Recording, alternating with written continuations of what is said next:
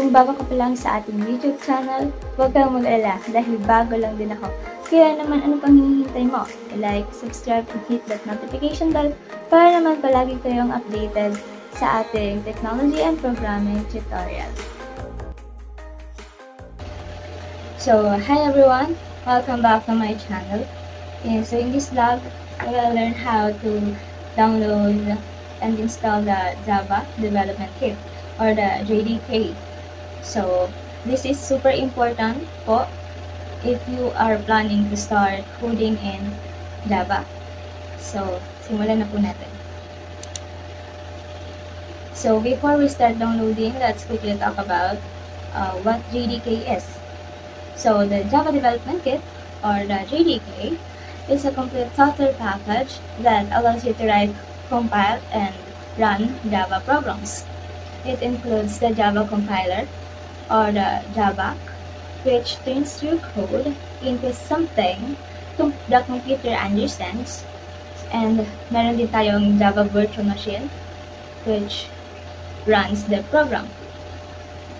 It also comes with the Java Runtime Environment libraries and useful development tools like Javadoc, Java, and JShell. So in short, JDK is the core toolset for Java developers, whether you're a beginner or a pro. So basically, ito yung backbone development. Wala po tayong magagawa. Kung wala po tayong JDK sa ating machine, hindi po tayo makakapag-run ng Java. Hindi po tayo makakapag-create ng kahit anong coding sa Java nang kung wala po tayong JDK. So, kaya po importanteng ma-install po natin ito ng tama. So, to download JDK, go to the official websites of Oracle. So, click the official link from oracle.com. Sa download page, hanapin ng latest Java SE version. Piliin ang installer na bagay sa operating system mo. Kung Windows ba, Mac OS, or Linux. For Windows users, piliin ang Windows x64 installer.exe. Click download at i-accept ang license agreement kung hihingin.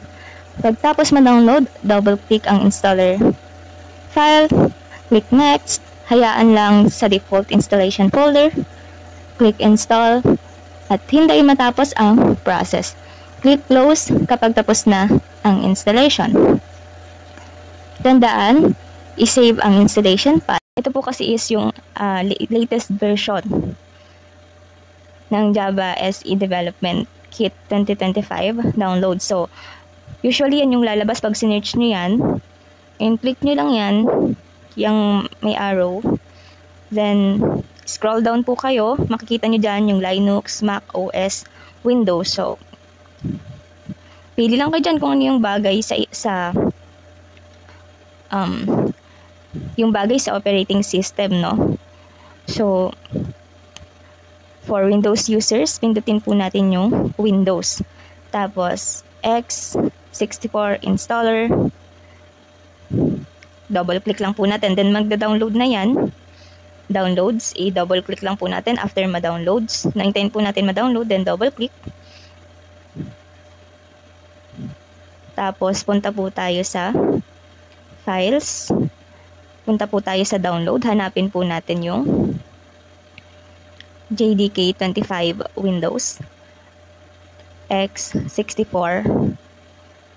Makikita nyo po dyan sa screen, i-double click lang din po, no? Tapos, yun, mag-i-install na po yan. Now that the JDK is installed, we're ready to write and run Java programs. Don't forget to like, comment, and subscribe if you found this helpful.